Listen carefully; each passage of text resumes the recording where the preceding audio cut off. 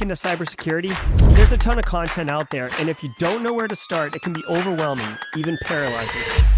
So let's fix that. Welcome to Simply Cyber, a community of tens of thousands of aspiring and active cybersecurity professionals focused on networking, knowledge sharing, and professional development. I'm Dr. Gerald, Auger, Chief Content Creator at Simply Cyber, inviting you to get the answers to your cybersecurity problems with hundreds of cybersecurity videos answering your frequently asked questions, interviewing industry experts, and live streaming daily cyber threat briefings hosted by me. Now get the stories and insights you won't find anywhere else.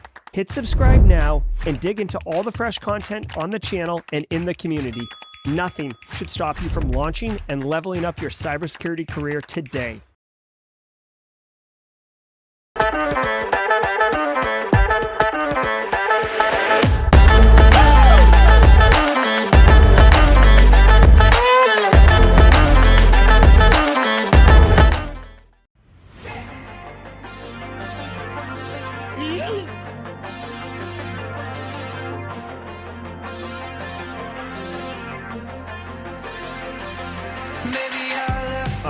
Good morning, everybody. Welcome to the show. Today is Tuesday, August 22nd, 2023. This is episode number 435 of Simply Cyber's daily cyber threat brief podcast. I'm your host, Dr. Gerald Auger, and over the next 45 minutes, me, you, Tree Hugger, Brian Peak. Tree Hugger, it's been a minute, Tree Hugger. Space Tacos, Greg Casey, Evan Barnett, Marcus Kyler, my man, Carrie's over there, Julie Acaron, Brandon Smith, everybody, the Quiet Gamer, Emilio, folks on LinkedIn, folks on YouTube, squad members, community members, first-timers and long-timers. We're all going to be shredding the top cybersecurity news stories of the day, and I'll be giving my expert opinion and analysis on each of these stories on what it means to you as a practitioner. So how can you operationalize this tactically, strategically at your work to reduce cyber risk for your business? Or if you're looking to break into the industry, you're going to get massive value here too. The networking is top-notch, the quality of content is top-notch, and you will be asked in any cyber job interview, how do you stay current on the industry? This podcast, what we're doing right here, what you're consuming right now, is the answer. So believe that. Also, it's worth half a CPE, so dig into that. Say what's up in chat. Take a screen cap. Get those CPEs, 2.5 a week, 10 a month. It's all gravy, baby. Also want to say, even though we're shredding these stories together, I, just like you, have not looked at these stories in advance. I have not researched. I have not briefed. I didn't get up at 4 this morning and put a dossier together. I don't even know what stories we're going to be looking at, frankly, and I can't wait because that's the best part of the show. Now, like I said, with half the CPE, say what's up in chat. If you don't know what to say, do me a favor, hashtag Team Life like Frank just did. Team Live, if you're here with us right now, we've been averaging over 300 wonderful people in live chat every single morning last week. This week so far, we're 1 for 1, so let's go 2 for 2 today if you're picking up what I'm putting down. Also want to say much love and shout out to Team Replay. If you are in the future watching this in the past, Team Replay, I see you. I had some folks over in New Zealand reach out to me in one of my vehicles of communication. I don't remember which way now, but have to be Team Replay. It's too middle of the night in New Zealand. I get it. That's why I'm so happy that Team Replay is a force all unto itself. Hashtag Team Replay in chat. Also shout out to Chris Weaver. If you don't know, Chris Weaver is Team Replay, and she puts the timestamps in a comment, which I pinned to the video most days. So if you're you're watching it in 2x, let's be real. So right now, this probably sounds really ridiculous because you're putting in 2x and now I'm talking super fast, right? But if you want to just jump to the certain stories or go back and revisit Team Live, know that the timestamps are there in most situations. Also want to say hashtag Passive Observer. If you are shy, you're a regular, you're a lurker. I have a lot of long-time first-timers in chat from time to time. Take a step into the light from the shadows of social networking. Hashtag Passive Observer. Let the Simply Cyber community wrap you in a warm proverbial hug and welcome you into the stream this morning. Want to say really quickly that Dwayne Clark over on LinkedIn is welcoming us and also sharing that starting a new role yesterday as a SEC engineer for a great company. My first cyber role. Have an incredible day. You bet. I think Dwayne Clark's going to be having an incredible day. My man, Dwayne, straight crush it, homie. Straight crush it. Super awesome. Glad to have you here, Dwayne. You're already delivering value. You're keeping sharp for the business that you're protected. Super happy for you. Congratulations. James McQuiggan with a coffee cup. Cheers. Good morning to everybody. Got the Simply Cyber mug today with the TCM security shirt. I'm repping. I went to the Citadel the other day and bought a couple pieces of gear. I'll tell you about that at Jawjacking if you want. Oh my God. And finally, the final thing I want to say, if this is your first episode of the Daily Cyber Threat Briefing, welcome. I'm not sure how you found us, but super pumped that you did. Let us know in chat. Hashtag first timer. I love welcoming the first timers to the stream because I want them to come back. Ask Sherry, ask War Goons, ask the people who have recently not just found the show but became a regular integral part of the morning chats and stuff. Seven, also known as Dave. What's up, Passive Observer? Good to see you in chat. Good to see you in chat this morning. Love it. All right, guys, before we get into the news, I do want to say thank you and shout out to the stream sponsors that allows me to bring this bring all these hot takes to you every single morning. Start with my good friend Eric Taylor at Barricade Cyber Solutions. Barricade Cyber Solutions is dedicated to helping businesses from cyber attacks and recover from the damage done. Cyber attacks can cause massive issues for businesses and send dedicated, hardworking business owners into turmoil. But Barricade Cyber Solutions knows how to mitigate the damage done by cyber incidents. You better believe that. BarricadeCyber.com. Check them out. Links in the description below. Definitely, guys, here's what you really should do, right? If you don't have a plan at work on what to do if you get hit with a ransomware, right? Maybe you just call Eric, just have a conversation and say, hey, like, what would it look like? And then he can answer that question. And just as a pro tip, like when you get hit with ransomware, you don't want to be figuring it out right then. And on top of that, if you're using cloud infrastructure like Office 365, like many of us are, or AWS, like many of us are, when there's a ransomware incident, you need to provision access for people to come in and do IR, like Eric and his team. Do you really want to be messing around with provisioning access and giving permissions and crap during that? Or would it be, I don't know, beneficial to do it in advance, then disable the access so Eric can't get in there, but then when you have an issue, you just flip on the switch and boom, you're off and running. It's all about time when it comes to ransomware response, okay?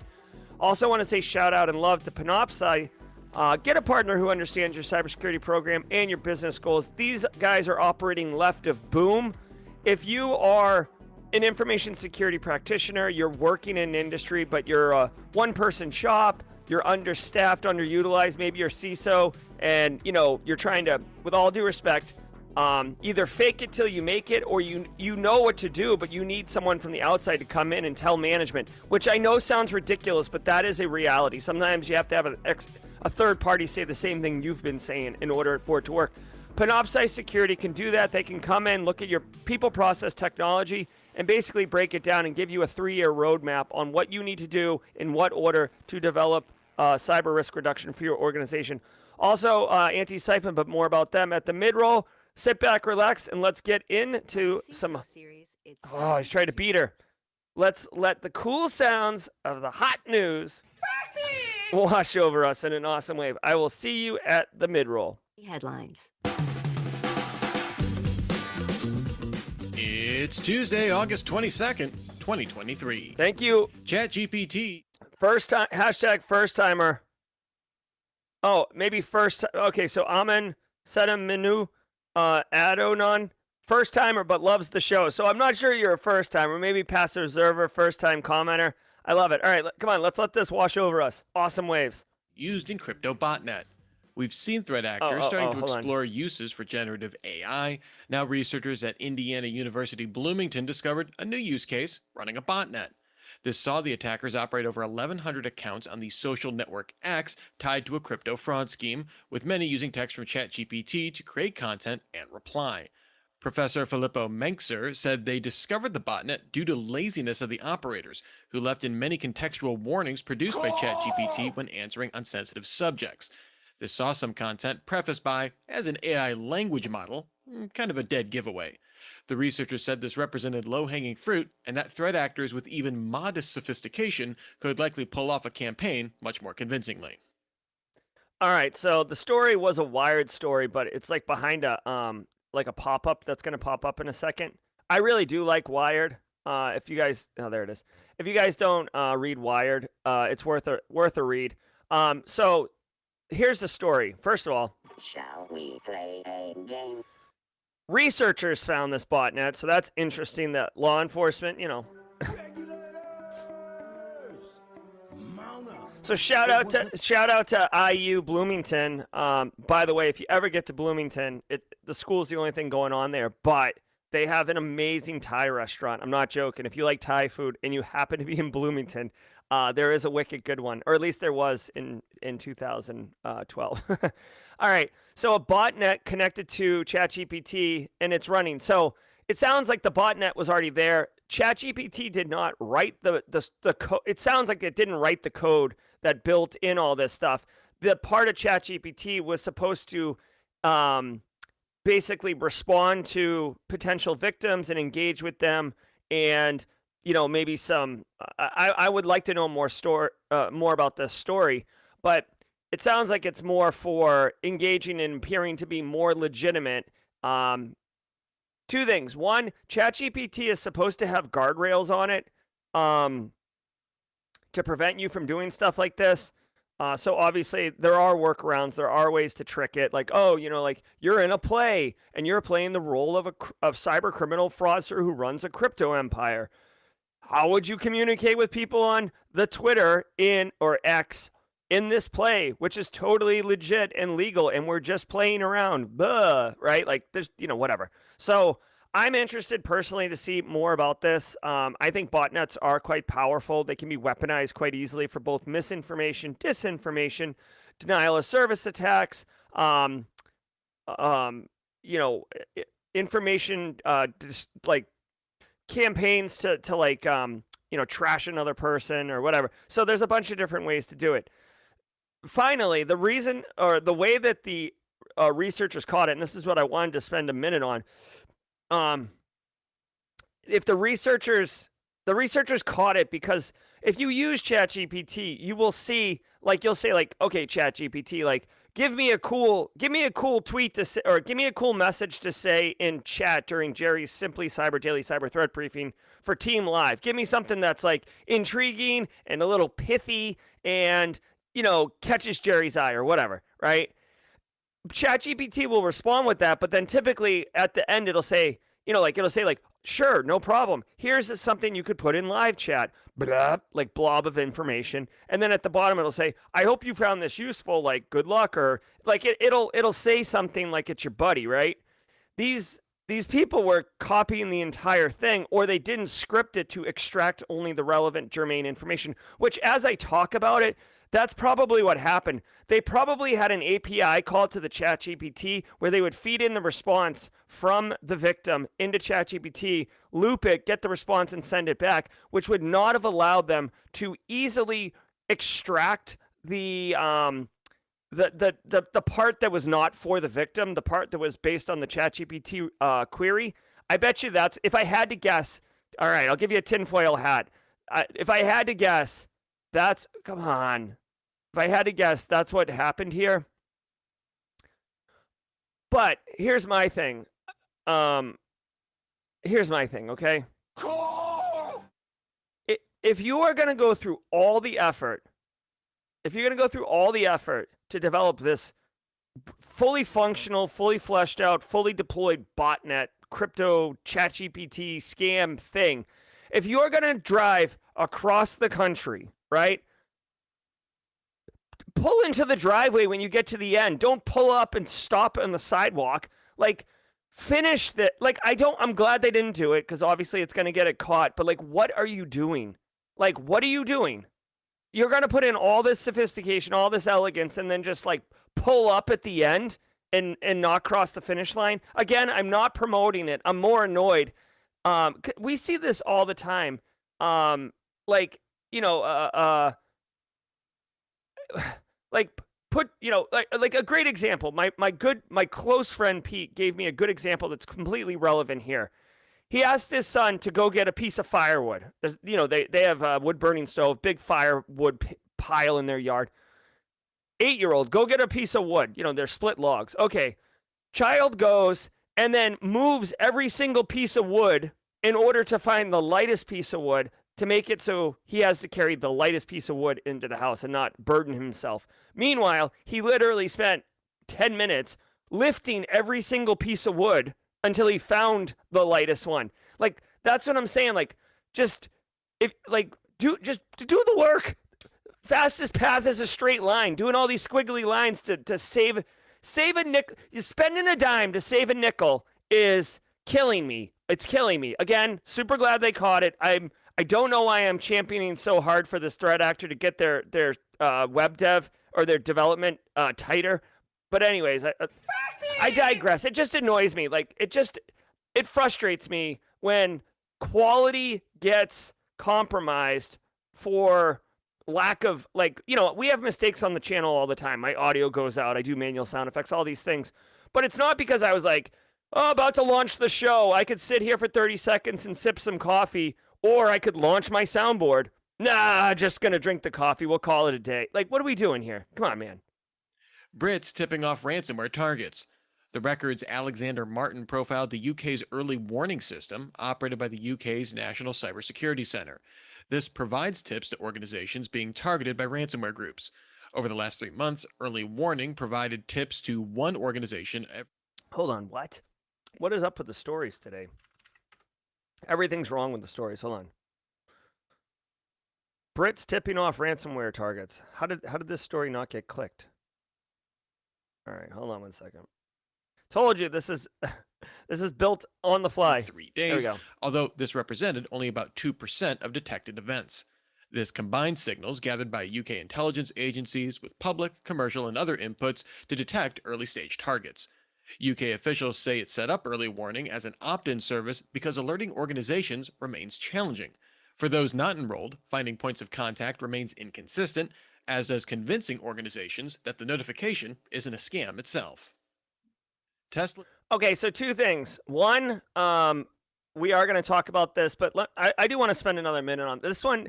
I'm sorry, guys. This is just one day where, this is sand in my shorts, and I can't. This botnet, right? Here's the thing. I get that you want to move fast and break things, okay? We're a tech startup, right? We have 3 developers and we're going YOLO, and we didn't know it until we pushed it in production that it was going to have this ChatGPT problem. That's fine, but it sounds like it was just left to iterate. I get it that you can deploy something that's not 100% right into production, but if you're going to do that, you've got to maintain it. Software development lifecycle, iterate, agile life cycles, 2 weeks, Scrum. What are you doing? I don't know why I'm so bent on this story, but I've seen it so many times in non-criminal applications where you push something out to production and it's not fully baked. And then they're just what the, Straight cash, homie. let it rain money. Let's go. Tacos for everybody. And it's bro, no, this is beta. We're beta right now. You need to continue until it's, I'm sorry. It really is chapping my butt right now. All right. Focus. Okay, so British intelligence is tipping off ransomware targets to disrupt attacks. This is awesome. Okay, so you got to remember, guys, threat intel analysts, sock puppet accounts, dark web. Ransomware groups are very large organizations. With affiliates, yes, you're getting some one-off lone wolves, but gone are the days of, single lone wolf operators who are not revealing what they're going to be doing until it's too late. Now with threat intel and these larger organizations, there will be indications. They will get initial access to a business and then kind of scope it. And say, because a lot of times, and we saw this with Clop ransomware and Move It, they'll get overwhelmed with victims, which is ridiculous economy or spoils, but they won't be able to really monetize it. So what they'll do is they'll attack a bunch of organizations, break in, figure out which ones are the juicy ones, and then ransomware them and do data exfil. Because British intelligence, and by the way, United States intelligence also has this, has operators operating in those dark web forums as trusted associates. Think of undercover agents, right? They are able to give indication that, hey, Illinois hospital, hey, Tesla, hey, whatever bank, you're likely about to be targeted. So like, get your stuff in order, get your backups in order. Obviously, like shut it all down, whatever. It is good. Only 1 in 50 targets are being alerted, which sucks because that's wicked low. That's 2% of all ransomware targets. So would like to see those numbers bumped up a little bit, obviously. But way to go, law enforcement. I love it. Way to go, law enforcement. Let's see this continue to bump up, but super pumped. This is a great initiative, and I hope that other intelligence communities move forward with this. They may already be doing it, frankly, with like Fortune 500 companies and just not saying it publicly, because now threat actors may be trying to like go to the mattresses or tighten up their circle when they see this story, because they're like, oh, we have a mole in here.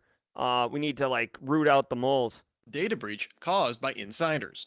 This comes from a data breach notice filed with Maine's Attorney General. An investigation by the EV maker found that 2 former employees leaked data on over 75,000 employees in the German newspaper Handelsblatt. This included names, employment records, and social security numbers, reportedly including CEO Elon Musk's.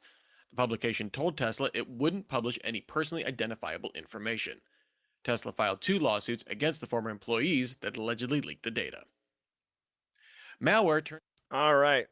Combat Carl in the U.S. right now, catching the show team live. Welcome to the live stream, Carl. All right, Tesla says breach impacting 75,000 employees. That might be all employees, frankly. How many employees does Tesla have? Tesla employee headcount. I wonder what their discounts are, too. Interesting. 127,000. Okay, geez. Much higher than I thought. So 75,000, about 60% of their workforce impacted by a data breach. Insider job. Guys, this is why least privilege is a thing. What is that? AC6? Hold on.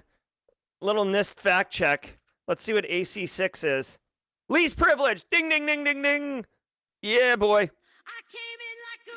All right. All right, so Circle gets the square on that one.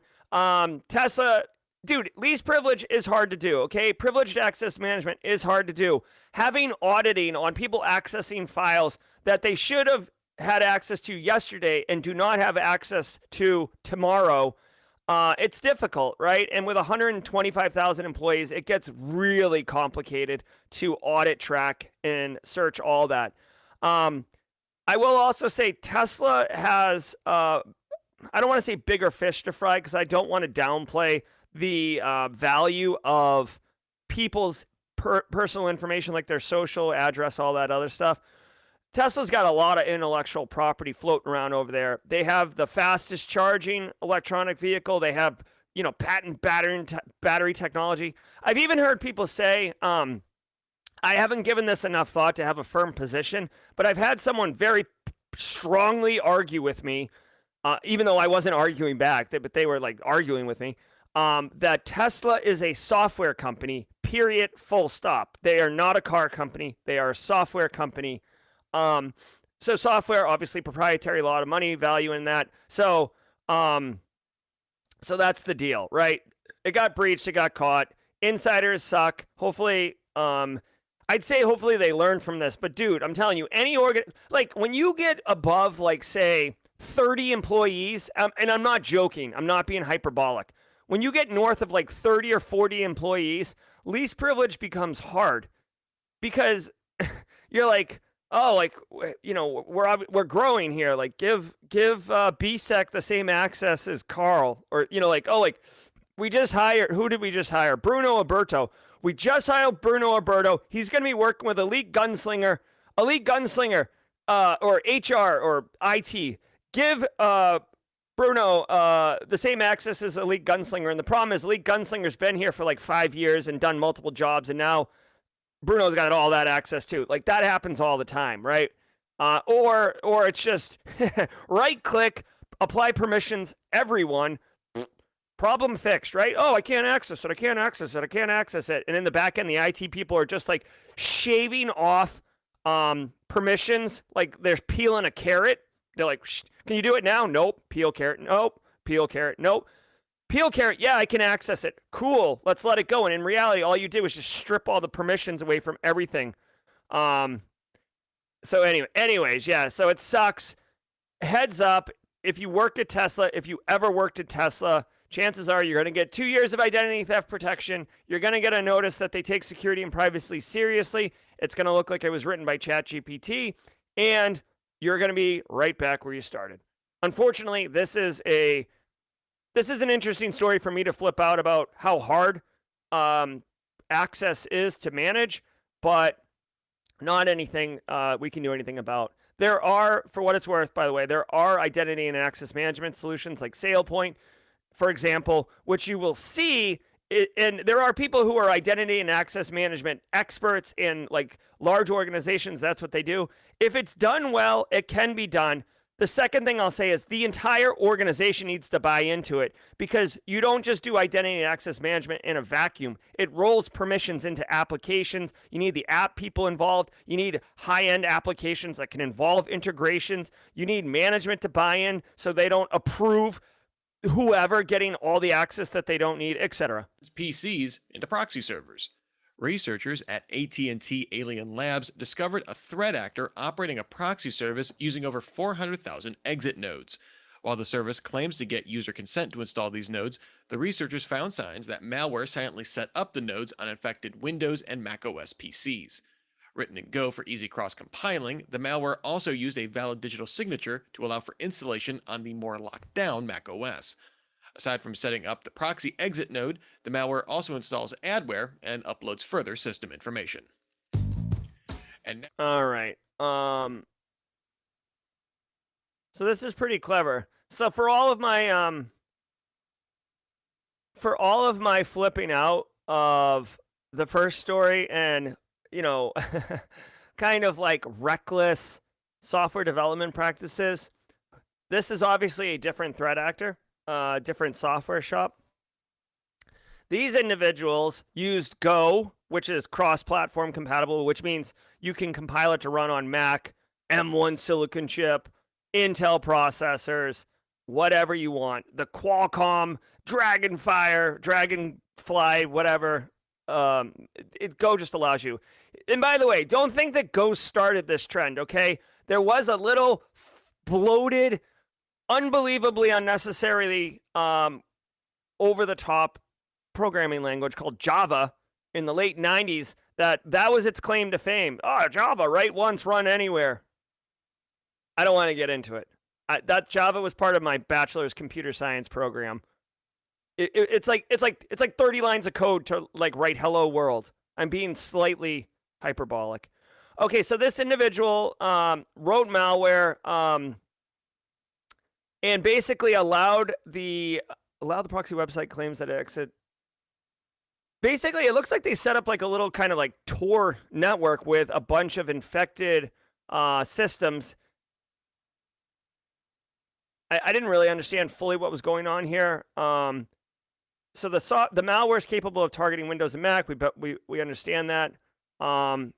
It's silent install, so EDR isn't catching it. Anti-malware is not catching it.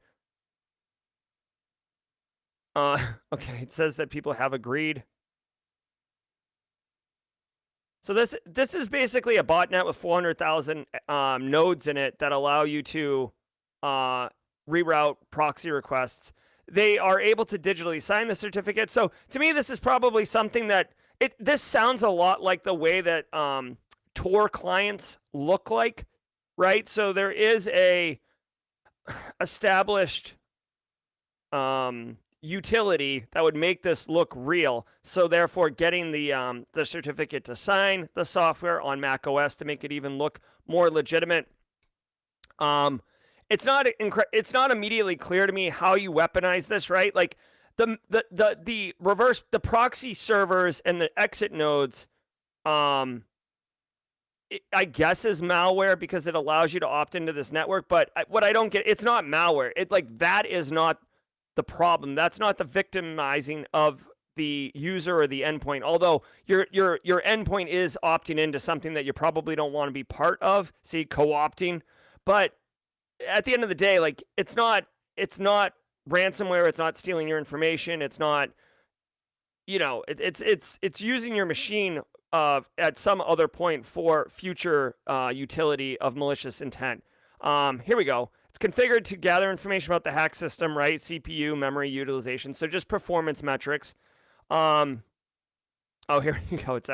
It can deploy additional malware. No, nothing there. So I guess maybe this person rents it out, right? So my machine's encrypted, my machine's infected. I've got a GPU in an NVIDIA 3080 or whatever it is.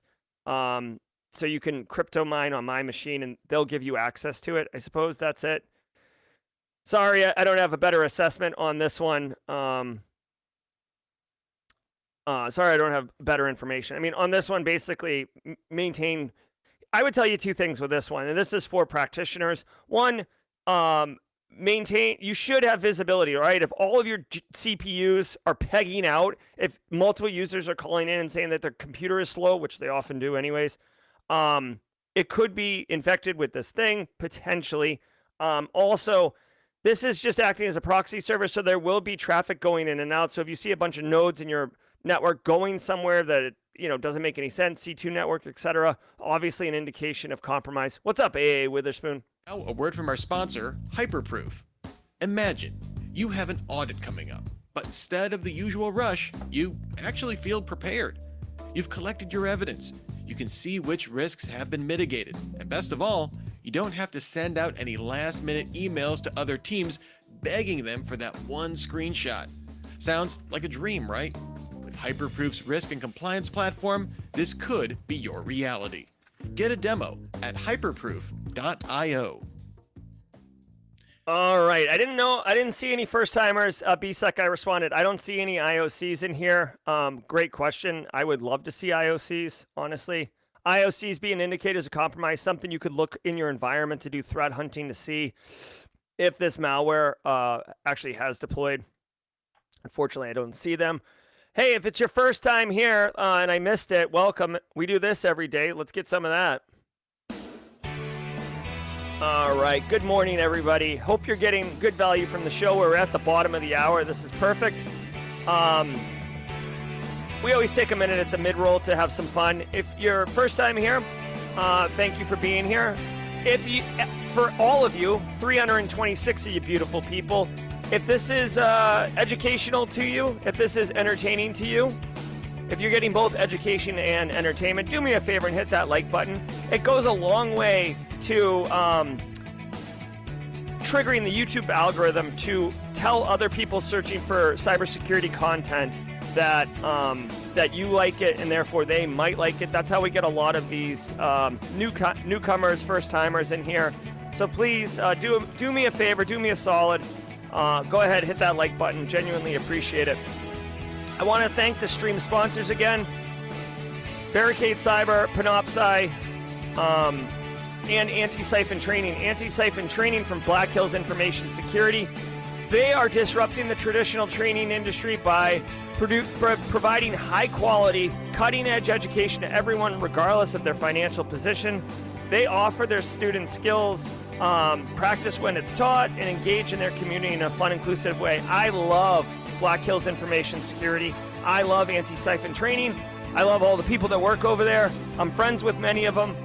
I'm such a champion of their business, and John Strand leads them, and he's just a phenomenal guy. Space Taco's got the John Strand emote. John Strand's awesome enough that he has his own emote for the squad members, John Strand.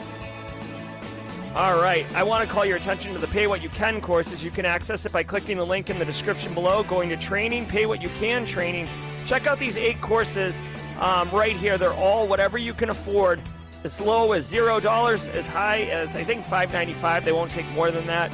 The next one is this Thursday, August 24th, MITRE ATT&CK Framework and Tools. That's a good one. Giddy up on it. James McQuiggan, my man. All right, so definitely Giddy up on that. All right, guys. Every single day of the week has a special thing. Oh, we're going to do the Simply Cyber Community Challenge. Sean Perrault, right now, Sean Perrault has the baton. Sean, if you could tag somebody with the baton. Every single day, we do the Simply Cyber Community Challenge. One member of the community, Sean Perrault, currently has the baton. Sean will tag somebody with the baton, and they will accept it and go on LinkedIn, post their cyber story, and hashtag Simply Cyber Community Challenge in the post. Now, for all of you, if you want to hack your LinkedIn feed, make it more useful, build an inclusive, supportive network, get awesome cybersecurity content in your LinkedIn feed, this is how to do it. Go find this hashtag on LinkedIn, connect with the people who are posting and commenting, and then you yourself comment so you get picked up in the peloton. Every day, give me 2 weeks, I guarantee you're going to see a traumatic impact into your LinkedIn feeds and your community, so don't sleep on that. Sean Perrault, please tag someone. We got super chats coming in here. James McQuiggan says, I feel like Jerry and I have been friends for years. Smash that like button. Coffee cup cheers. Mad Chess King, you demand. We just become best friends. Yep. Absolutely. I do consider James McQuiggan a good, close friend. Love that guy. Joe Gatzik with the super chat. Thanks, Joe. Become best friends. Yep. So much. James McQuiggan with the 10 subs. Giddy up if you're one of the 10 lucky people who are picking up those squad memberships. Grab that emo tray and take advantage of it. We got the Oprahs coming in hot. And then every single day of the week has a special. Oh my God, Barricade Cyber just coming over the top with a 50 spot, with a 100 spot. Oh my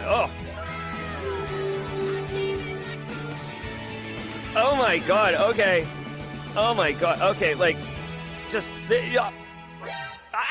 you guys, like, okay. So this happens from time to time where chat basically buffer overflows me, and I just melt. I just turn into the emoji that's like the smiley face into a yellow puddle. Melting. This is what's happening right now. So for those who are new here and don't know what's happening, James McQuiggan just gave 10 squad members membership. Barricade Cyber Solutions, Eric Taylor and his group just gave 100 squad membership. We are probably at 1,000 members right now. I'm going to have to report on this. I've just, a denial of service attack on the host of Simply Cyber. I don't know what's going on. Tidbits Tuesday is supposed to be something about me that we might share in common. I share it once a week. This is overwhelming. I'm not sure what to do. Okay, so real quick, Tidbits Tuesday. Super pumped, super excited. The Buffer Overflow Studio, which seems totally appropriate right now, is we're getting the final piece of cabinetry in Thursday. This weekend, it's gangbusters on the Buffer Overflow. I think we might be breaking the bottle of champagne on the door on early next week after the move-in and setup. So stay tuned for that. I'm like sweating through my shirt right now. Thank God it's a black shirt. Woo! My goodness. I'm gonna do what I can to push through for jaw jacking. But dude, if you're one of the 110 souls who just picked up a squad membership, give it up for Eric Taylor, James McQuiggan. I don't even know what emote makes sense right now. I guess the spicy guys, and then maybe the toasties, and then the hackermans. Get in there. You got access to all of it. Holy Jesus. I'm not even sure we're going to be able to finish this episode. Woo! All right, let's see if we can knuckle under and get going. Seiko wishes it could turn back time after ransomware attack. Wow. The ALV ransomware organization listed the iconic Japanese watchmaker on its victim site, claiming successful cyber attack earlier this month. The company disclosed a data breach to regulators on August 10th, saying an unknown actor gained access to its servers on July 28th. No word from Seiko on what data the attackers accessed. ALV's leak site claims to have production plans, technical schematics, employee passport data, and release dates on new models. Researchers at Curated Intel informed Bleeping Computer it spotted an initial access broker selling access to a Japanese manufacturing company that seemed to match Seiko's profile on July 27th. Hacker. All right, so Seiko, I guess it might be time to talk about this story. All right, no, so check it out really quickly. Seiko, you might you might be like, oh yeah, Seiko, they make watches, or Casio, yeah, they make watches. Like, you don't really think about it, but at the end of the day, they are a manufacturing company. They're manufacturing timepieces. They have distribution channels. They have to transport and like logistics around taking it from the factory to their warehouses, to their wholesale vendors, etc. Intellectual property around developing the new watch, right? It's so there's a lot going on here for a company like Seiko. They're probably a massive company. Let's do what we always do with this. Seiko annual revenue. Let's get those numbers. $9.9 billion. $9.9 billion. Straight cash, homie. I would not have thought that high, but there you go. Seiko, a $10 billion company. So Black Cat Alfie, a tier 1 ransomware threat actor group, gets into them through an initial access broker. I'm not sure if Alfie is a ransomware as a service model, but it doesn't matter. They got in, they stole a bunch of information, schematics, personal information. So they're stealing all of the data types, right? Basically all the things that can screw this business, right? Employee data, probably customer data, intellectual property data, internal memos, business stuff. It's their host, right? Yeah, what I want to tell you is a couple things. One, I don't know if Seiko decided to not pay the ransom. Typically, they can pay the ransom and make sure that this is not happening. But the thing I want to bring to your attention, okay? Barricade Cyber Solutions needs to get Gerald a branded logo for Barricade Cyber Solutions. Get a branded logo? We'll have to. Oh, hold on. Is that the logo? Is this logo incorrect? What are you talking about? Here, Eric. Message in chat. We'll have to figure it out. Whatever you're talking about. And by the way, I think we might have room for 2 new emotes for the squad members, so we'll have to check that out. If Eric is saying we got to change this from the dark mode logo to the light mode logo, let me know. Guys, here's the thing I want to tell you, okay? Here's the thing I want to tell you. This story, they report that it was initial access brokers were on dark web forums selling access on July 27th, okay? On July 28th is when they had the issue, the breach, right? So someone sold it. The next day, someone activated and executed on it, all right? Like, way to, be all walk, not all talk, right? So here's what I want you to notice, though. Today is August 22nd. This is a month ago. July 28th is when they got initially hit. So when you think, and this is why I want to emphasize this, especially Barricade Cyber, right? Like Barricade Cyber, we talk about them all the time. He just did 100 subs and a $50 super chat. Did we just become best friends? Yep. Thank you for the super chat. So this guy right here, this is him, Eric Taylor. When we talk about, ransomware incident, get in touch. You want to be ahead of it in case you hit it. Seiko, they got hit and it's a month later and they're still screwed. Like, do not think because you have backups. Don't think because you have backups, if you got ransomware, you'd be up in a day, right? Oh, no. We'll be right back up. No problem. It'd be like hitting a speed bump at 80 miles an hour. No big deal. That's not how it works, especially when your business is larger and you have more entanglements, more complexity, more hands in the kitchen, if you will, it is so foolhardy, and I see it all the time with IT people especially, and no disrespect to IT people, I'm an IT person as well, kind of. There's a lot of faith in we can recover right away. We have backups, and that's the end of the conversation. This is a company, it's a month later, and they're still dealing with this issue. The average ransomware incident lasts a week. Average lasts a week. You know what I mean? So if you think that you're some special snowflake and you're going to be done in an hour, you're mistaken, okay? So this is the takeaway from this particular story. Claims Bolsonaro asked to attack the voting system.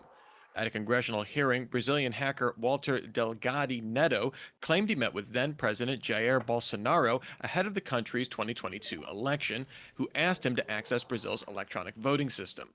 This was reportedly part of an effort to undermine credibility in that system. When told that the system didn't connect online and wasn't vulnerable to a network attack, the president's campaign asked him to alter a voting machine to make it appear compromised. Delgatti did not furnish any evidence with these claims. Bolsonaro's lawyers denied his allegations, although they did confirm the two men did meet. Wow. Okay. Let me get this right.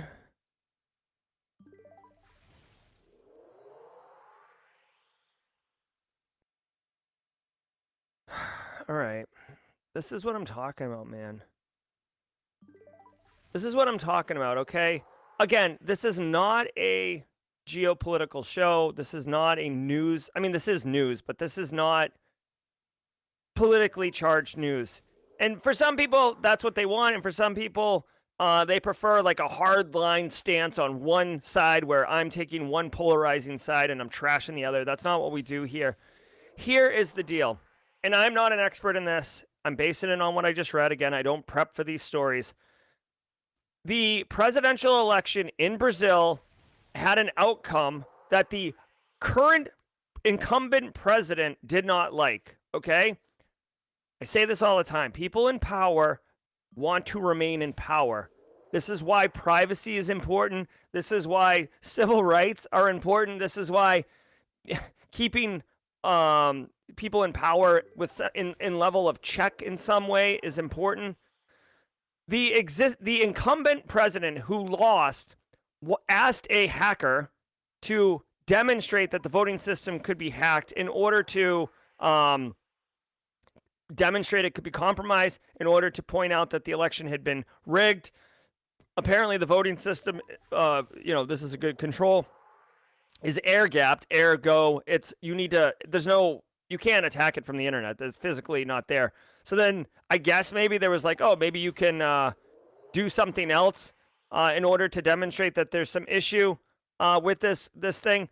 Basically, what we're talking about here is manufactured, like a manufactured narrative that this president won even though they lost, and they were going to use hacking. I'm going to say, guys, it's not that. It sounds like a lot of parallels to the 2022 United States election and the Dominion voting machines, and they were hacked, and then there wasn't the evidence around that, and a lot of people in our industry came out and did investigations and also discovered that there was no compromises. So a lot of parallels. This is just kind of state of the union across people who are in power and don't want to lose that power. Now, to drive this back onto the road and into our swim lane of cybersecurity, I do want to point out, if you're interested in this voting and democratic processes and cybersecurity, the intersection of those, it's a little late. But at DEF CON, they have Voting Village, right? I don't know if you guys know this. They have Voting Village at DEF CON where you can get engaged, hack voting machines. Typically, you need like physical access. Like if you tried to do this at a voting poll on election day, you would look like a lunatic and you would absolutely get tackled to the ground. Because a lot of times, in order to properly hack these things, you have to like get behind them and take the screen off and all these other things. But there is a niche in our industry where you can get into this. Also, I would be remiss if I didn't bring up Jen Easterly. On November 9th, the day after, or a couple days after Election Day voting, Jen Easterly, let me get my Jen emote.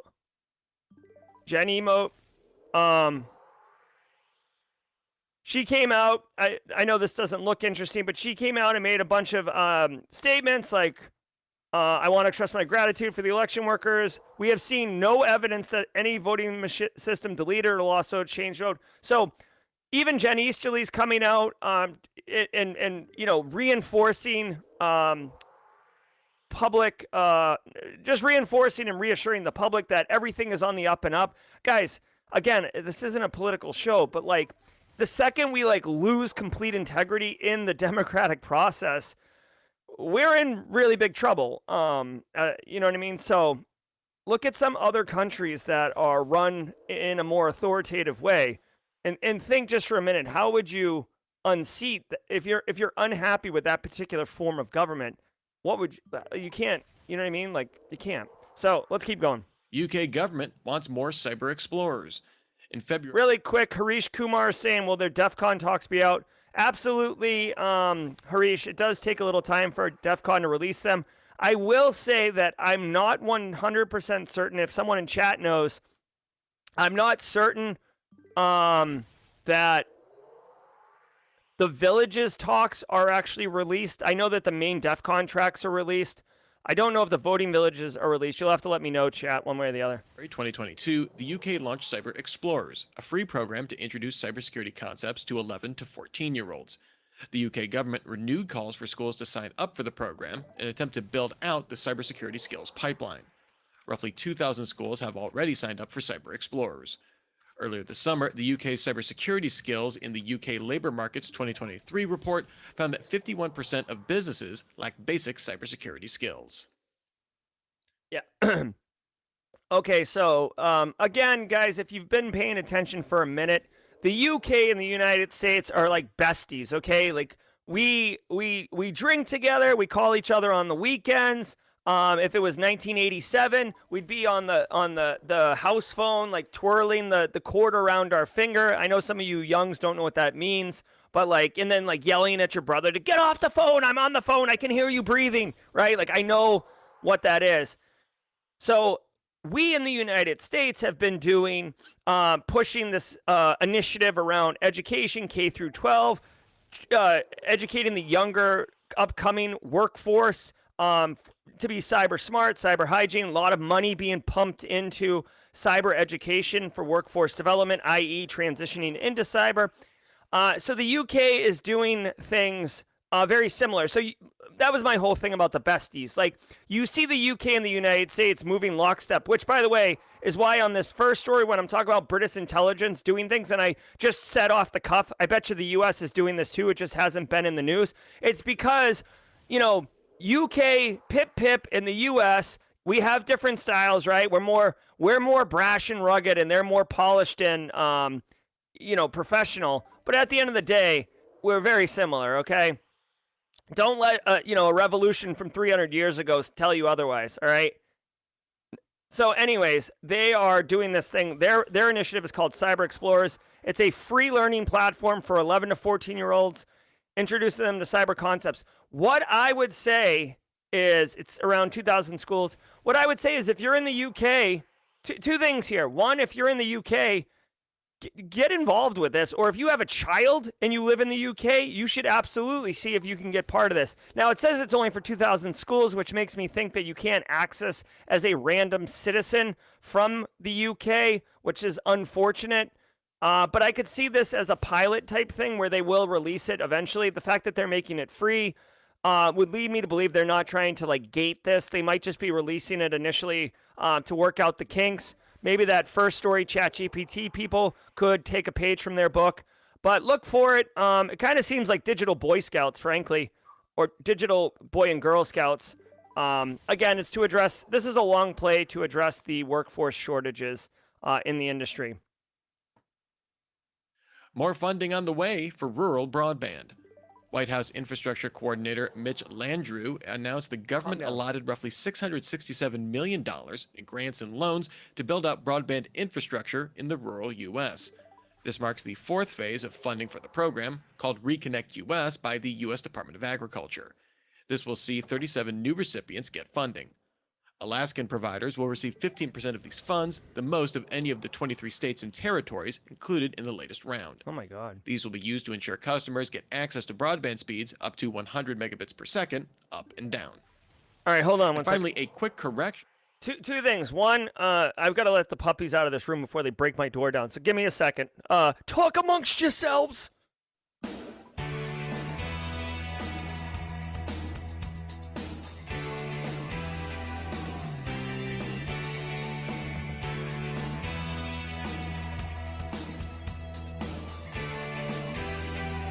Okay, so I am partially torn on this particular story. Okay, so objectively, what's happening? In the United States, many of us live near metropolitan areas, right? Many of us live in what are called suburbs, right?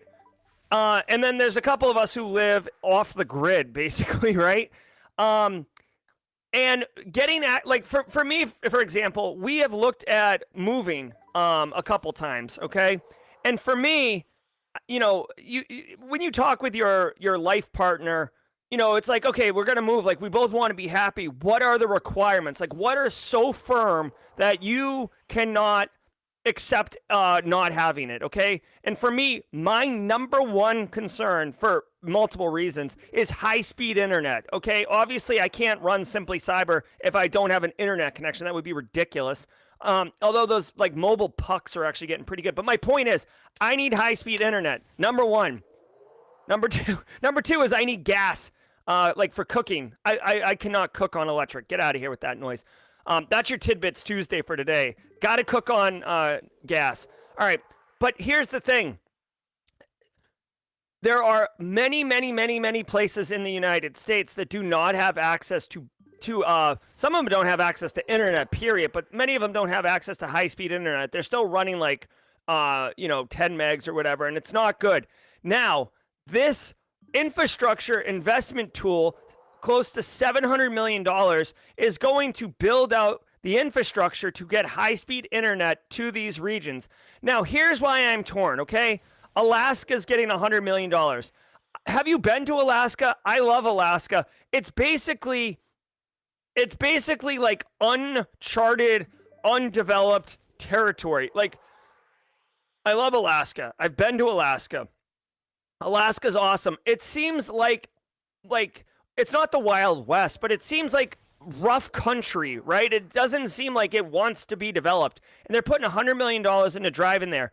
High-speed internet there. Same, you could see Missouri, $80 million. Oklahoma, California. I don't know why California's getting that. I mean, they got plenty of metropolitan areas. But, okay, so here's my thing. Subjectively, here's what I'm thinking, okay?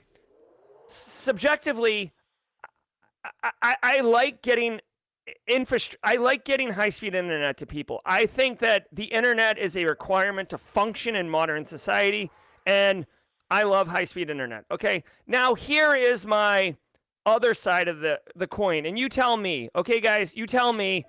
Tinfoil hat. I'm going to fully disclose this tinfoil hat. Part of me even wants to make this part of jaw jacking. Okay.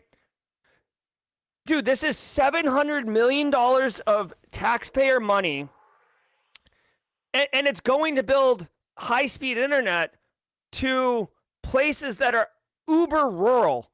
Okay, so what? Why? Okay, get ready for this. Straight cash, homie.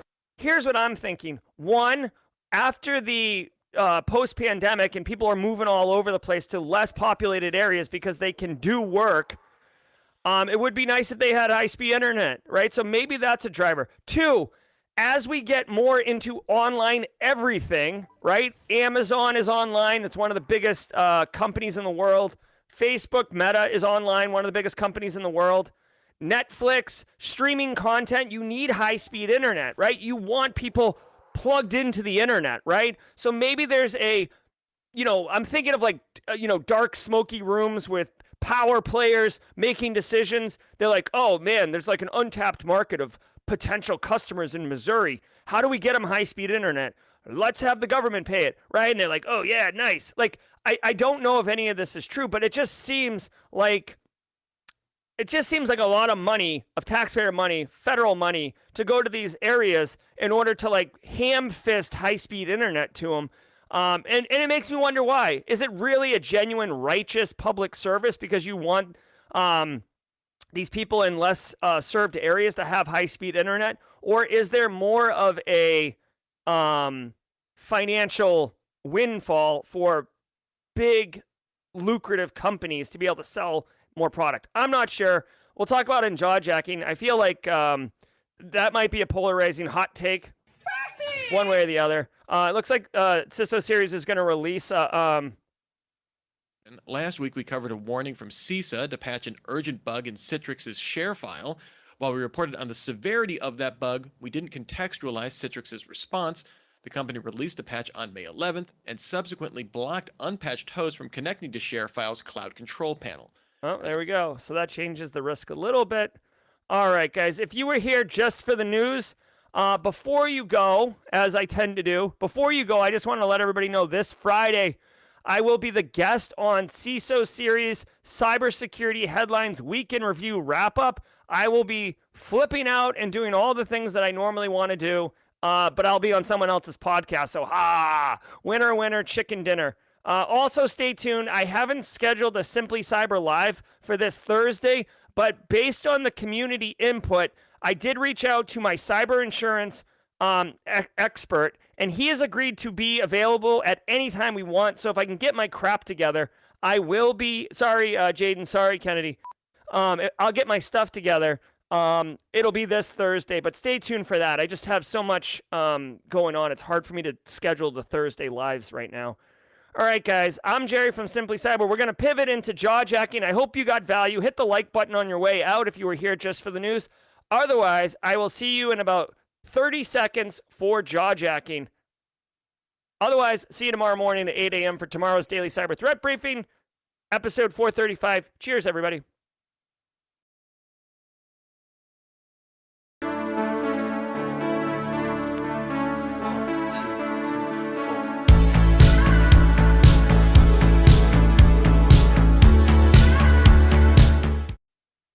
All right, here we go. Let's get that chat up there. Boom, baby, boom. Let's get some midnight playing, like, obviously. Hold on, where's the midnight? We got it, dude. You can't operate a podcast without some, like, music underneath, right? Let's blow this copyright out. Get something with a little bit of pepper. There we go. All right, guys. I hope you enjoyed the crap out of that stream. That was a good one. I got to tell you, before we get into jaw-jacking, or let me jaw-jack. Evan Barnett accepted the community challenge. Thank you, Evan Barnett. We'll get into jaw-jacking for a minute. If you're still here, sorry that I lost my mind on this particular story, the ChatGPT one. Guys, I got to tell you, and some of you who have been around a while know this, but like, I don't know what the stories are. I also don't know how I'm going to respond to the stories. Like, I'm experiencing it with you, but I'm honest and genuine to myself. So if something is really if something's really irritating me, you'll know. And that one just annoyed me, which makes no sense because it was like a threat actor getting caught, but, you know, whatevs. All right, here we go. Hashtag jawjacking. Let's see. If the government is paying for it, will it be free for those people? I wonder what the ISPs will be charging for this service. That's another great point. Talking about that the ISP infrastructure bill at the end, you can build the infrastructure, but AT&T isn't going to be like, hey, no problem, like, enjoy your free high-speed internet. They're building the infrastructure, right? But you still need to pay to get the internet delivered to you.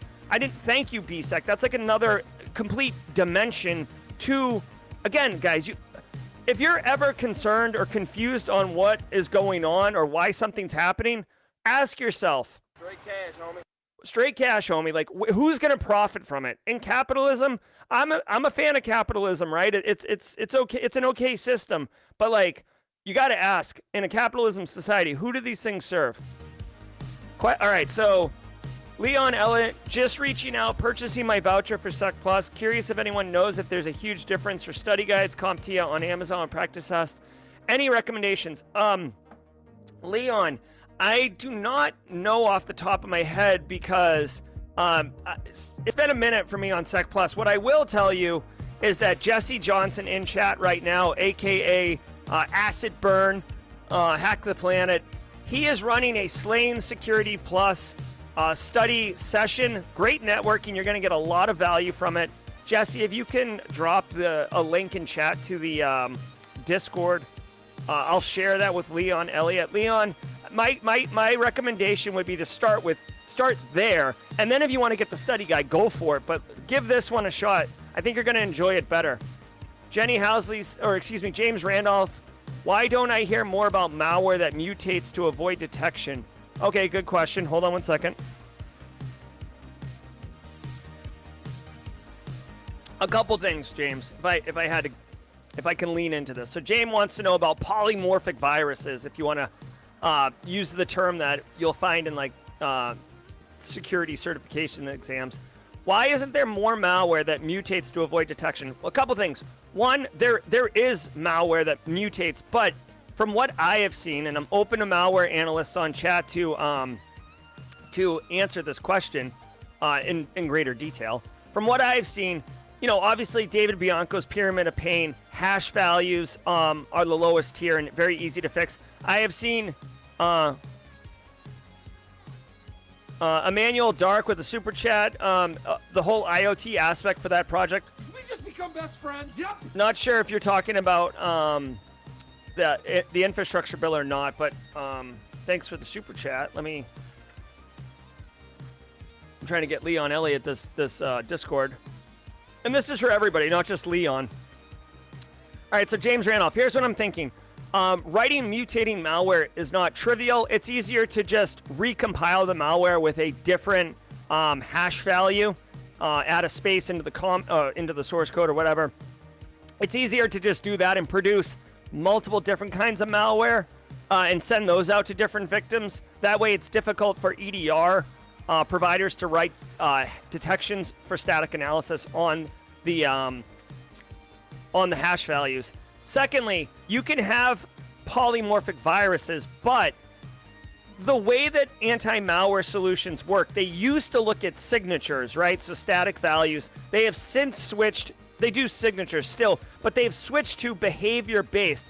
So when you are saying write malware that mutates, if the malware threat actor's TTPs is to use scheduled tasks in order to set up a C2 persistence mechanism and reach out to some IP address, you're asking the malware to change how it's going to establish persistence, and that's much, much more difficult to do, right? So it might do it a different way, but it's still doing scheduled tasks to an IP with some frequency, right? So that's higher up in the pyramid of pain. That's my opinion on why you don't see more polymorphic viruses, because the polymorphic really only addresses signature and static identification for hash value versus the actual mechanisms of which it's achieving its malicious behavior.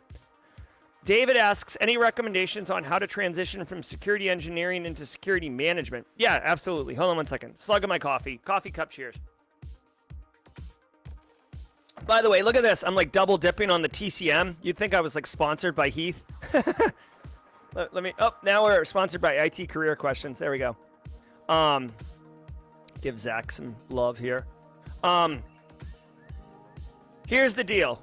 Security engineer, if you're very technical, hands-on stuff, engineering, and you want to get into management, I would recommend two things to do, David.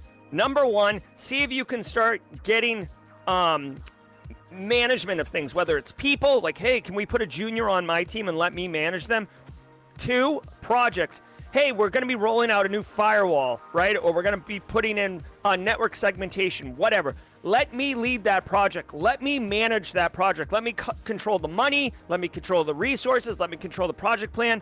Yes, it will be more work because you'll be doing the engineering work as well as the management work. But if your goal is to pivot into management, start getting management type functions and roles. Third thing, bonus time. Third thing, express to your CISO, hey, like, really love this engineering gig. I would like to begin taking on more management type roles. I think I'm ready for it. I think it's cool. Bring some suggestions, like I just said, like, hey, I'm really interested in transition into management. I was thinking on the next project, I could take on more management type roles. Dude, if you come to the boss or the CISO or whoever and you're like, listen, I want to take on these other roles, you're making their life easier because they don't have to think of how do I manage this? How do I resource this?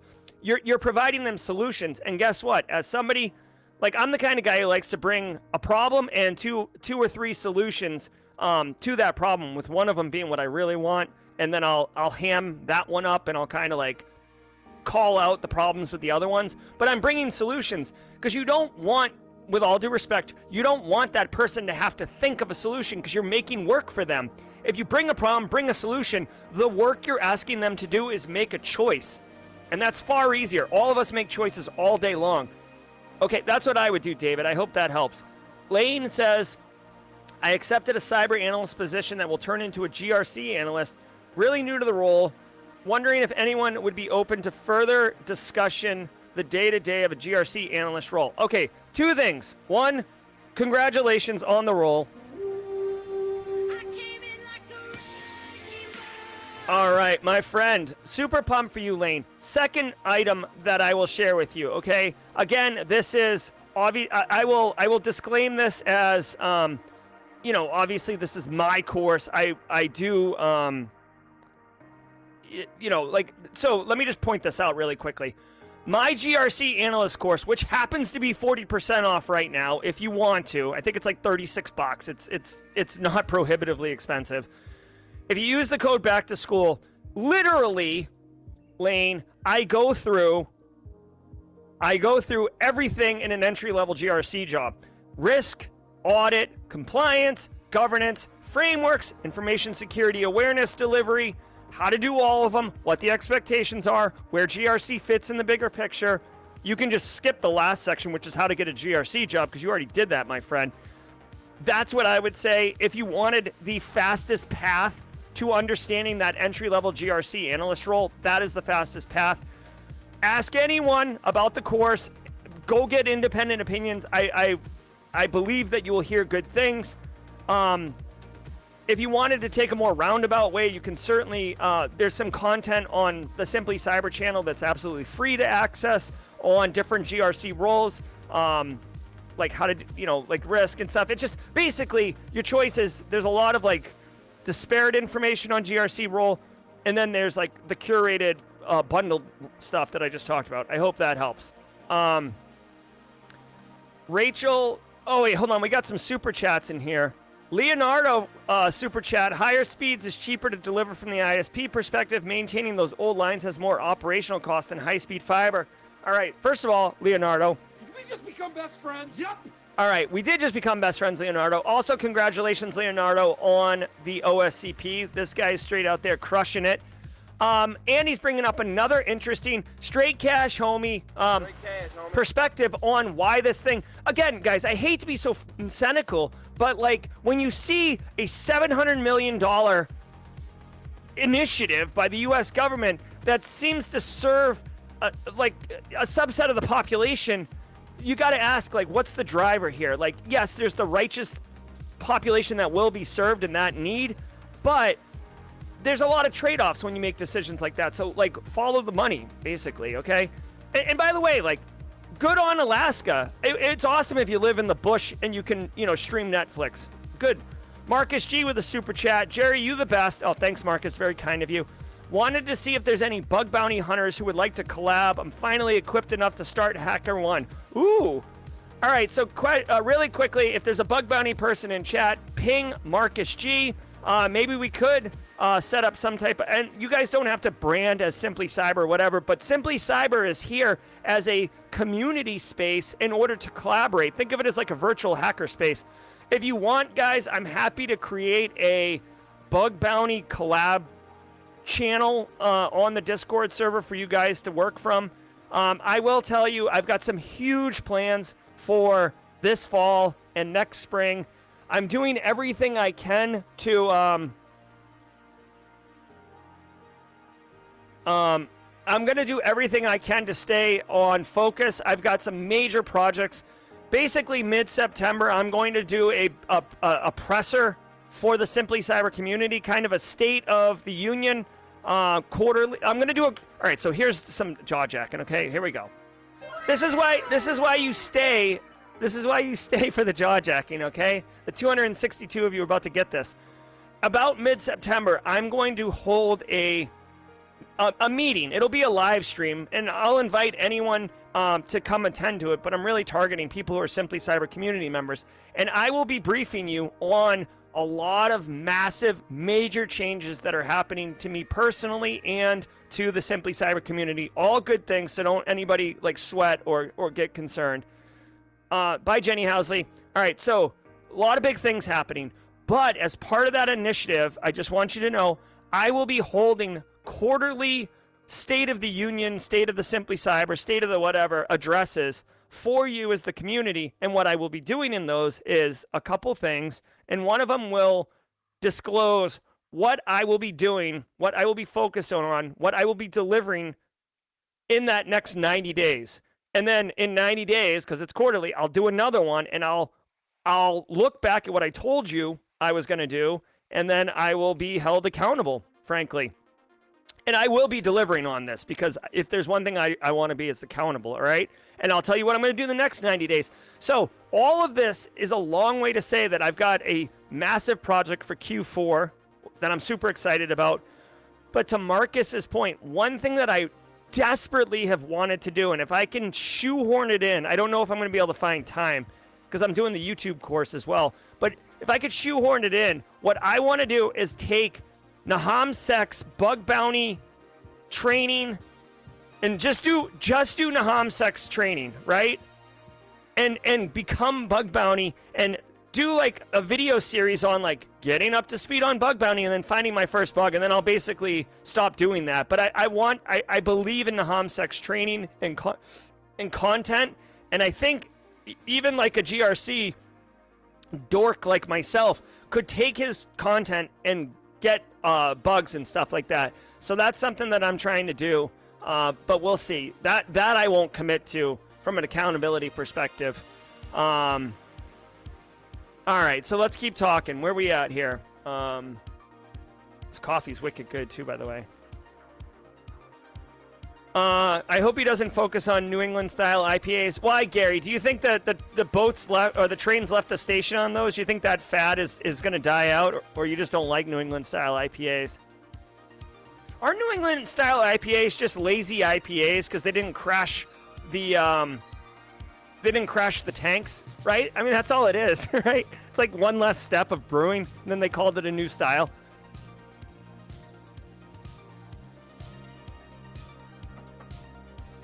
Oh my God, Carl, straight up here, crushing it. Just finished a course, doing the GRC course next, then digital ethics. Just picking them up and putting them down. I love it. King Victory says, hi, Jerry. Hope you're doing great. Great show as usual. I was wondering if you could drop the link to the Simply Cyber Discord. Yeah, you should be able to do ! Discord in chat right now. Let me do it for you. Let's see what's up. Justin Rower says, is Linux Plus worth sitting for? I would say no, just on the surface. Now, if you're trying to get a Linux administrator job, then sure. But again, for me, like Linux Plus, Network Plus, A Plus, those certs, they're fine. And like, you know, maybe they'll hold you accountable. But the knowledge that you need in order to pass the cert, that is what is valuable. Understanding how to navigate around in Linux is valuable. Being comfortable on a command line is valuable. Linux Plus, it's fine. I don't know. Here's the thing. I don't know a lot of hiring managers who are like, I don't know, this can't. Oh, Linux Plus. Well, hello. You know what I mean? Like, it's more like your bullets say like, oh, like, you know, very comfortable on command line. You know, like if you say you use Kali Linux for XYZ, or you say that you built an Ubuntu-based honeypot or something like that, I know you know Linux, because there's no way that you're able to do these things and not understand Linux, right? Jesse Johnson saying GRC's dope, amazing place to start, finish. Red Team GRC for life.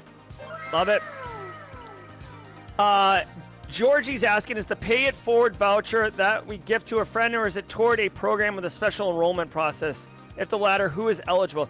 All right, so a couple things, Georgie. One, I discontinued the pay it forward, so if you're still seeing that, let me know, because it got really confusing on how that thing worked. I have a list of people who bought the pay it forward, and essentially I was like, basically, I don't really tell people this because I just got so much going on, and I'm not trying to like pimp it, but like I get DM'd all the time with people who have like special circumstances, right? Like single mom just got laid off, right? For example. Or I had someone recently who's blind and is having a tough time getting education, right? It just, there's different stories. They don't come in all the time, but they come in periodically. People, I get an A-load of DMs, right?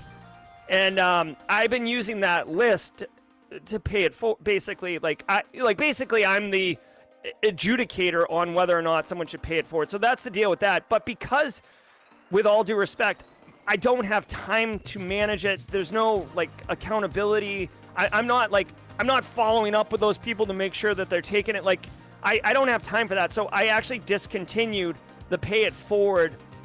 You shouldn't be able to buy it anymore. I discontinued it, I think, months ago, frankly. So that's the deal. I will say, Georgie, if you want, you can DM me, and I can give you a voucher if you have somebody who's got some circumstances that you think, it's a good fit. Let me know, okay? But again, you shouldn't be able to buy that pay it forward. It became here's a fun fact. The whole reason I even created the pay it forward, and this is going to sound ridiculous, but these are some of the realities that I've encountered through Simply Cyber. The whole reason the pay it forward thing came out is because the course was originally $30, and I had multiple people reach out to me and say, this course is worth more than $30. I want to give you more than $30. I don't feel it's fair to you that it's only $30. How can I give you more money? Literally more people than a handful, right? Like a lot of people. So I created the pay it forward as a mechanism for people to pay more and do something for others in the community, right? Because we're all about inclusion here. And it worked well and it was good, but it's difficult for me to maintain that list and make sure that, there's accountability. And I know people trust me, and that's fine. I'm doing what I said I would, but it's just difficult, which is why I stopped it, okay? All right, let's say, hey, loading Ubuntu image on a VM is easier than you think. Absolutely, Fallon. You could do it in AWS if you want. Bill B says paid for was available yesterday. Thanks, Bill B. I'm going to actually take it for action to go in and address that right now. I thought I took that off yesterday. Also, Bill B, thanks for purchasing the course. Appreciate that. Let me check this out. I'm like looking at it right now. I'm so like, rawr. You know what I mean? Let me see. GRC course. Oh my God, this coffee got me straight sweating, y'all. It's so good, but it's so like. Let's do this. All right, get those comments coming in. Oh, there's Tom Bishop's in here. Yeah, I'll have to mess with this afterwards, guys. I'm not exactly sure where it is. All right. What else we got? Does anyone have the link to the GRC course discount? Yeah, Laura Flores. Let me do this for you. So the code is back to school, but I actually have a straight link that will do it for you. And by the way, I would love to share like another really cool initiative that I got coming up. We're always doing fun stuff here on the channel. All right, hey Laura, here we go. Yeah, there we go, Laura. There's the actual URL with the link in it. You guys can giddy up on that. Oh my God, yeah, the crank coffee. If you were here for the crank episode, holy Jesus, it's close to that. I just don't feel as insane, like my heart's gonna explode out of my chest. The crank episode, you people are like sadists too. Like a lot of people in the chat want me to get more crank coffee. All right, here we go. Fred Green's new to cyber, just finished my course. Thank you, Fred. It's worth more than you charge. Well, thanks, Fred. I appreciate that. Guys, so 220 people. This will be part of my State of the Union address. I'm super excited. I love sharing some like insider stuff with jawjacking folks. Here's my plan, okay? I told Jesse Johnson this the other day. This is official. Like, I haven't told anyone this, okay? This is official. So this quarter, Q4, I'll be working and releasing Cybersecurity 101, which is a full college level semester long, and it'll be worth 3 college credits, by the way, transferable. Cybersecurity course. Like it's massive, right? Like 60 hours, 14 weeks. Okay, that'll be Cyber 101. And basically what I'm going to do is I'm going to try to develop a entire GRC career path, okay? So Cyber 101, GRC Analyst Masterclass. Then I'm going to do a course on how to do enterprise risk assessments. Like literally, it'll be built like an apprenticeship where you get a client, you get an engagement, you do all the emails. Like I will take you alongside, so you'll be able to job shadow me, and you'll have assignments as well because I'm the senior manager on the project and you're my junior analyst. We will do a complete enterprise risk assessment using this CSF, and you will learn it, and you will have that skill when you're done. Then I will have a course on doing information security awareness correctly. I am so sick. If you guys know me, I am sick of people who think information security awareness is a PowerPoint. Like, it is not. It is much more complicated. It doesn't need to be complicated, but the elegance of it can be executed into actually modifying behavior of the people in your organization, and it's an art. And there's a way to engage, and there's a way to properly communicate all these things. So I'm going to be doing that, and then there'll be a course on becoming a CISO. And when I'm done, you will have the entire GRC career path. You can start from nothing and get to CISO. Now that is a long A career path, so it's not like you just take my courses and then you're ready to apply for CISO. But believe me, the whole career path will be there. Okay, don't tell anyone. That's a big part of my State of the Union address. So don't tell anyone. Okay, the 220 people here. Shh, okay, don't say anything. All right, Jose Alfredo, I'm working on it, my friend. Cyber 101 will be Q4, and then Q1 will be my TV show with Night Studios. And I'll start working on the enterprise risk assessment, and then by summer of 24, I'll have the enterprise risk assessment one. Take it easy, Nicole.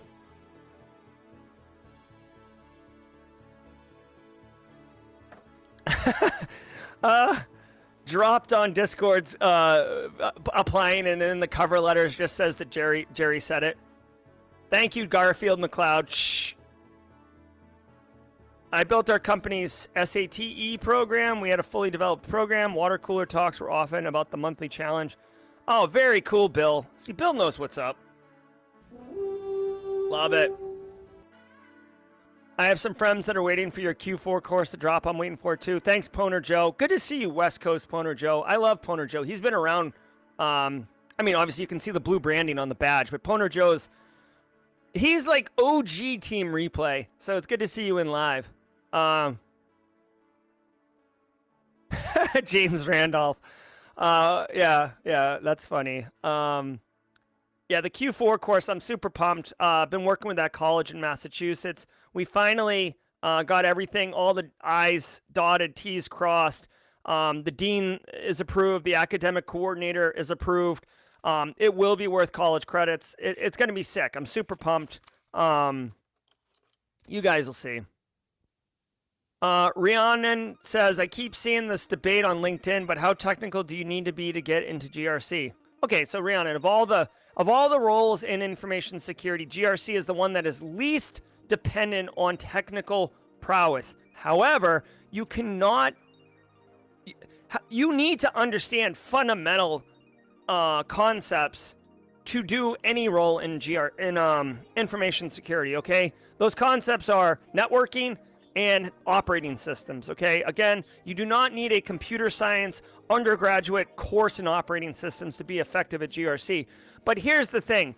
With GRC, usually like audit might be kind of your entry-level job. That's a really great one. But if you're asking an engineer on how do they ensure secure communications, and they're just like, oh, yeah, no, it's all good. Like, we use RC4 to encrypt in transit to make sure that the AES 256 doesn't block the packets from flowing into the frames. And if you look closely, you'll notice that the data headers are set with the SYN flag to establish authentication, right? All I just said was a bunch of nonsense, okay? But if you don't understand fundamentally how two computers talk to each other, you might be like, all right, that sounds good, compliant, right? So you do need to understand what's going on. Plus, it'll give you better access to understand the bigger picture and allow you to unlock other knowledge. Basic networking, basic operating system. you should continue to educate yourself on technology as well. So hopefully that answers the question.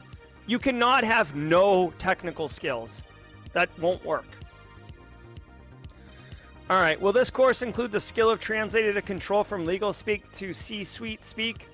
Yeah. Well, I'm not sure which course you're talking about, Space Taco. Cyber 101 will not.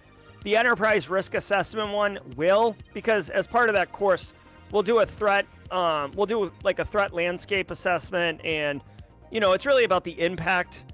The C-suite doesn't care about controls. The C-suite is concerned with impact, right? What does this mean to me? Basically, anyone you deal with in any business, what they care about is, what does this mean to me? So if you're telling them about some sick privileged access management solution, their eyes are going to gloss over. If you say that that insider threat story from the Tesla thing won't happen, or it's a lower likelihood of happening, that's something that is impactful and means something to them. All right, it's time, guys. Really, really great experience hanging out with you today. The 208 that are still here, thumbs up. Mahala. Is Mahala, what does Mahala mean? I just said it and I realized I don't actually know what it means. I know it's a cool way to, a cool Hawaiian word. What's Mahalo mean? Mahala. Oh yeah, thanks and gratitude. Mahalo. All right, so that does feel right. Just a programming reminder, guys. This Thursday, so 2 days from now, I will start teaching back at the Citadel, which is why the back-to-school promotion I'm running this week. I will go. There will be no jaw jacking on Tuesdays and Thursdays. There will be no jaw jacking on Tuesdays and Thursdays for the semester. Okay? There will be no jaw jacking on the stream Tuesdays and Thursdays because I will be teaching. I have to leave here and hot step it downtown to teach. I did move my teaching to the 9:30 slot in order to serve this community at 8 a.m. But that's the deal with that. So come back tomorrow, 8 a.m. Eastern. We'll run it back and do it all again. You guys have been great. My name's Jerry. This is Simply Cyber. Signing off. Be good to each other and stay secure. Everybody, I hope you enjoyed that content. Keep the cybersecurity train going by connecting with the other Simply Cyber community resources. We have the Discord server that's lively and always keeps the conversation going. You can connect with me directly on LinkedIn. And also every single weekday morning on the Simply Cyber channel, we're doing live daily cyber threat briefings, 8 a.m. Eastern time, as well as Thursday at 4:30 p.m. We're doing live stream interviews with industry experts, and we produce videos that we push out every Wednesday morning. I'm Jerry from Simply Cyber. I hope you enjoyed the content, and we'll see you in the next one.